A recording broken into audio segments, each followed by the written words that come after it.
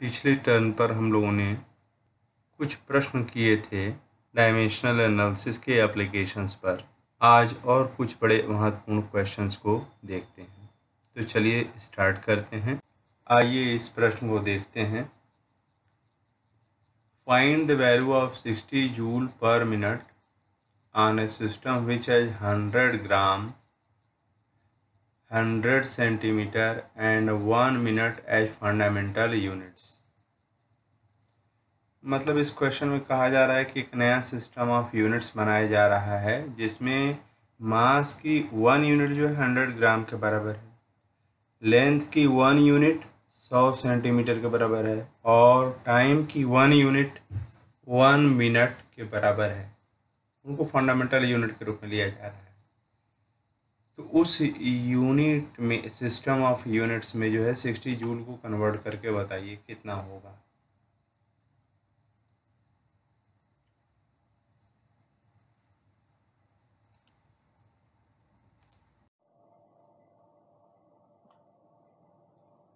तो पहले हम लोग 60 जूल पर मिनट को 60 जूल पर मिनट को एक नून सिस्टम में कन्वर्ट कर लेते हैं। 60 joule per minute means per 60 second and that is equal to 60 कट जाएगा 1 जूल पर सेकेंड बराबर 1 वाट। तो यह एसआई सिस्टम में कन्वर्ट हो गया। तो हमारे पास एक एसआई सिस्टम है और एक दूसरा है new system of units. New system of units.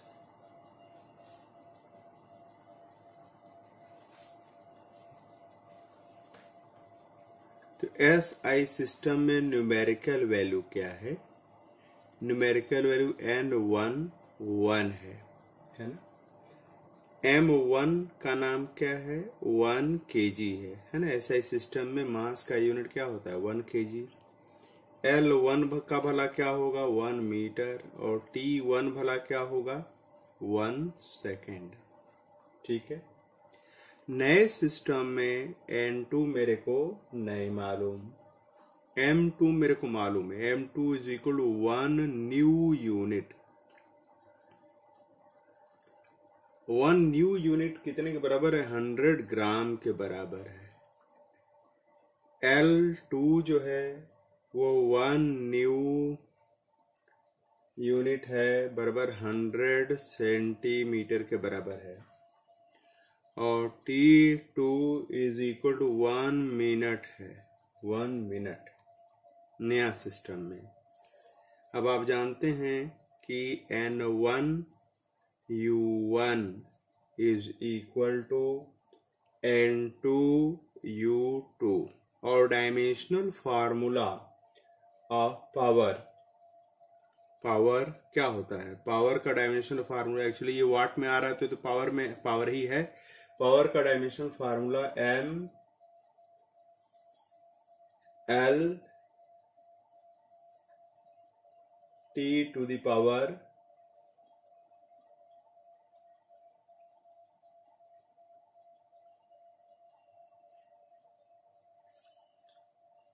Power is equal क्या होता है? Work per unit time.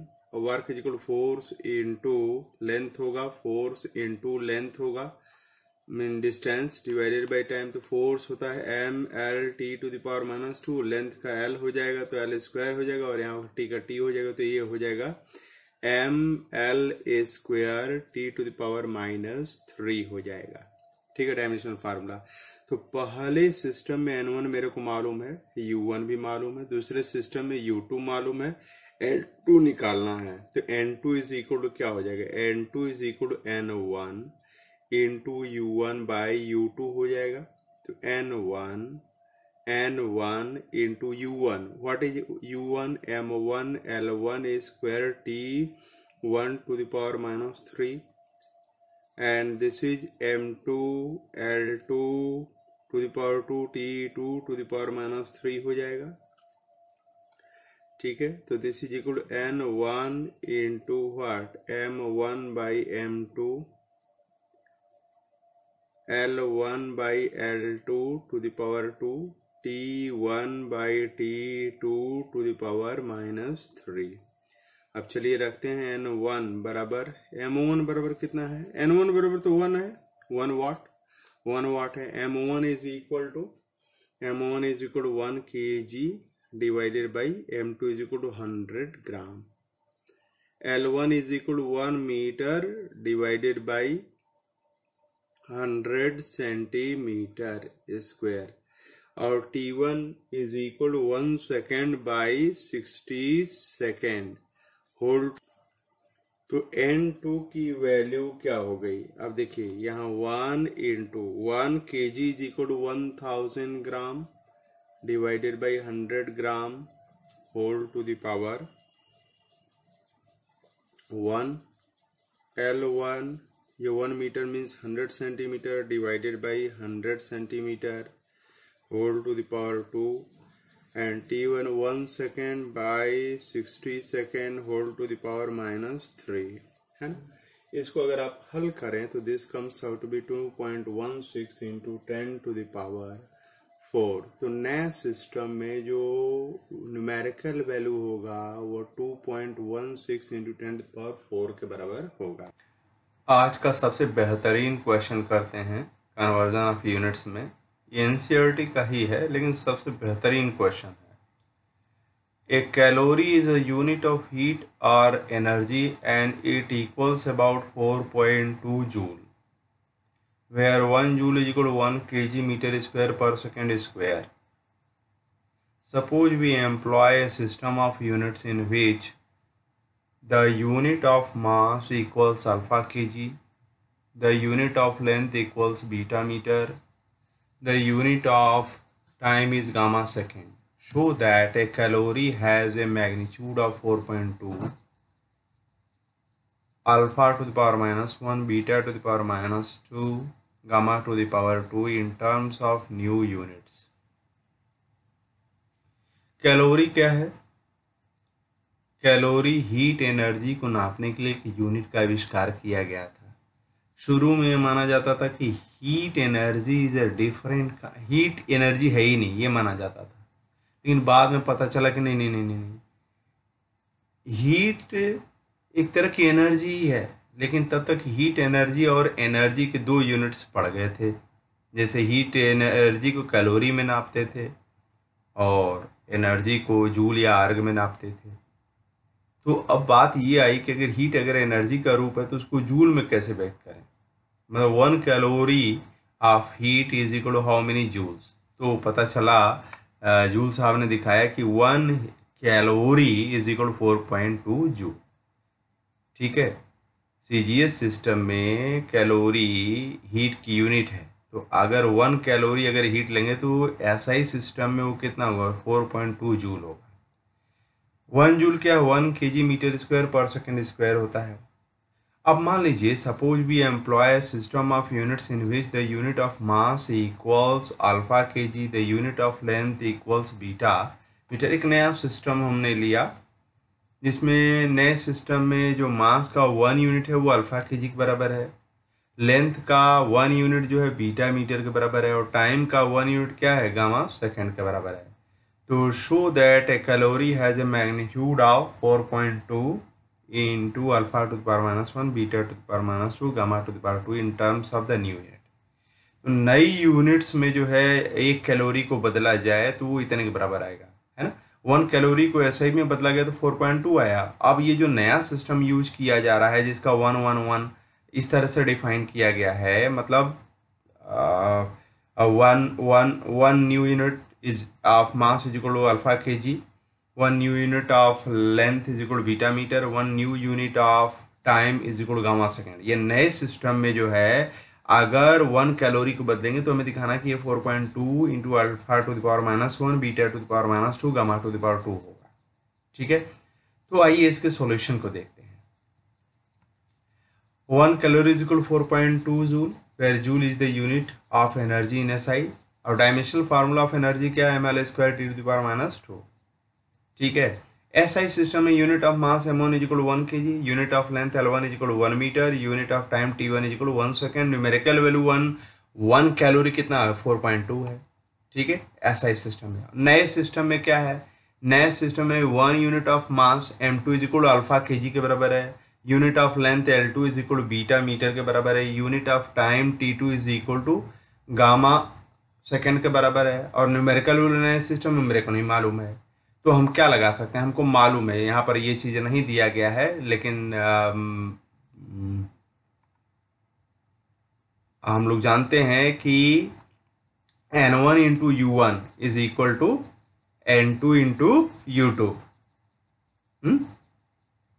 N1 into U1 is equal to N2 into U2, तो N2 इज इक्वल टू क्या होगा N1 into U1 by U2, तो U1 क्या होगा M1 L1 T1 ऊपर चले जाएंगे, M2 L2 और T2 नीचे आ जाएंगे, तो M1 क्या हुआ M1 is equal 1 kg, M2 नए सिस्टम में alpha kg, L1 1 metre, L2 beta metre, whole इस B की जगह क्या हो गया पावर 2 हो जाएगा, है ना। लेंथ पर देखिए डायमेंशनल फार्मूले में लेंथ पर पावर 2 है, मास पर पावर 1 है, इसीलिए यहाँ पर देखिए पावर B की जगह क्या कर दिया गया पावर 2 कर दिया गया। टाइम में पावर यहाँ पर देखिए -2 है, तो यहाँ पर भी -2 आ गया, है ना। अब इसको कर लिया तो N2 is equal 4.2, alpha two the power -1, beta two the power -2 और गामा टू द पावर 2 हो जाएगा। तो नए सिस्टम में न्यूमेरिकल वैल्यू जो है इतना आ जाएगा, तो 1 कैलोरी इज इक्वल 4.2 जूल है, और नए सिस्टम में 4.2 into alpha two the power -1 beta two the power -2 gamma two the power 2 new units हो जाएगा। अब डायमेंशनल एनालिसिस की कुछ कमियां हैं, ड्रॉबैक्स ऑफ डायमेंशनल एनालिसिस, तो आइए इनको हम एक एक करके बात करते हैं। पहला जो है, it gives no information about dimensionless constant and pure numbers, they have therefore to be determined indirectly with the help of experiments or by separate calculations। जो इसमें प्रोपोर्शनलिटी कांस्टेंट आता है, इसकी वैल्यू को डायमेंशनल एनालिसिस मेथड से नहीं निकाल सकते हैं, तो उसको एक्सपेरिमेंटली निकालना पड़ता है ना। It fails to derive the exact form of a physical relation in mechanics which depend upon more than 3 quantities। अगर जैसे किसी पेंडुलम का टाइम पीरियड मास लेंथ और एक्सेलरेशन ड्यू टू ग्रेविटी पर डिपेंड करते हुए मान करके हम लोगों ने चला, तो 3 पर लेकर के चले, लेकिन अगर तो कोई ऐसा पैरामीटर है जो 4 या 4 से ज़्यादा पैरामीटर्स पर डिपेंड कर रहा है, तो वहाँ पर जो है ये मेथड फेल हो जाएगा। क्यों? क्योंकि m to the power m l और t के डायमेंशन फार्मूला को इक्वेट करने पर इक्वेशंस कितने मिलेंगे 3 मिलेंगे, और 4 पर डिपेंड है तो अननोन कितने रहेंगे 4, तो अननोन हो गए 4 और इक्वेशंस मिल रहे हैं 3, तो ये सॉल्व ही नहीं होंगे, तो जो A B C D की वैल्यू निकल नहीं पाएगी और रिलेशनशिप इस्टेब्लिश नहीं किया जा सकता है। ठीक है, the method cannot be use for deriving relations involving trigonometrical and exponential functions, है ना। ट्रिग्नोमेट्रिकल और एक्सपोनेंशियल फंक्शंस के रूप में ये कभी कोई अगर फार्मूला ऐसा है जिसमें ट्रिग्नोमेट्रिकल फार्मूला आता है या एक्सपोनेंशियल पावर वाला फार्मूला आता है, तो उसका डेरिवेशन नहीं किया जा सकता। क्यों नहीं किया जा सकता है, जरा साइन थीटा बराबर बताइए क्या होता है, perpendicular by hypotenuse. Perpendicular length है, हाइपोटेन्यूज भी क्या है लेंथ है, तो लेंथ कट गया, तो साइन थीटा का जो यूनिट होगा वो डायमेंशनलेस हो गया ना, कोई यूनिट नहीं होगा, लेंथ बाई लेंथ कट गया। तो ये ऐसे ही पैरामीटर्स जिनका कोई अपना यूनिट वाइज या डायमेंशन नहीं है, तो उनको आप इक्वेशन में इन्वॉल्व करिए चाहे ना करिए कोई मतलब नहीं है, तो डायमेंशनल एनालिसिस से वो ऐसे रिलेशंस को निकाल ही नहीं सकते हैं। The method of dimensions cannot be used to derive the exact form of a physical relation if it consist of more than 1 terms. अब जैसे y is equal a into b into c type का relation है, तो इसको derive कर सकते हैं, लेकिन y is equal a plus b plus c, तो 3 टर्म हो गए ना, a b और c 3 टर्म हो गए, तो एक से अगर ज़्यादा टर्म है किसी रिलेशनशिप में तो उसको डिराइव नहीं किया जा सकता है। ठीक है, the method fails to derive a relation which contains 2 और more variables having the same dimensions, है ना। ये समझने वाली बड़ी महत्वपूर्ण चीज़ है। जैसे मान लीजिए सिंपल पेंडुलम है, सिंपल पेंडुलम में टाइम पीरियड किस पर निर्भर करता है, length of the pendulum, mass of the Bob, ये मान करके चलते हैं, हालांकि बाद में पाते हैं कि मास पर नहीं निर्भर करता है, और एक्सेलरेशन ड्यू टू ग्रेविटी। तो अगर मान लीजिए किसी ने कहा कि नहीं मास को हटाइए, उसकी जगह एम्पलीट्यूड ऑफ ऑसिलेशन, मतलब मिडिल पोजीशन से एक्सट्रीम पोजीशन के डिस्टेंस पर भी डिपेंडेंट अगर मान लीजिए, तो अब देखिए जो टाइम पीरियड है वो निर्भर कर रहा है length of the string, amplitude of oscillation and acceleration due to gravity. Amplitude of oscillation क्या है, एक लेंथ है, और लेंथ ऑफ द स्ट्रिंग भी क्या है, लेंथ है। तो दो ऐसे पैरामीटर्स उसमें आपने ले लिया जिनका डायमेंशन फार्मूला सेम है, जिनके डायमेंशन सेम है, तो ऐसा रिलेशन कभी भी आप इस्टेब्लिश नहीं कर पाएंगे।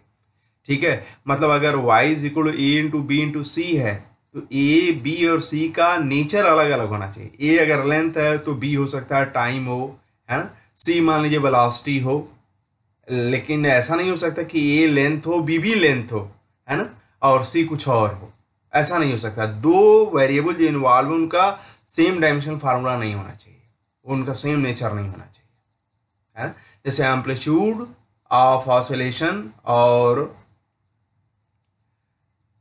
लेंथ ऑफ द स्ट्रिंग दोनों तो लेंथ ही है, तो वहां पर ये फार्मूला काम नहीं करेगा।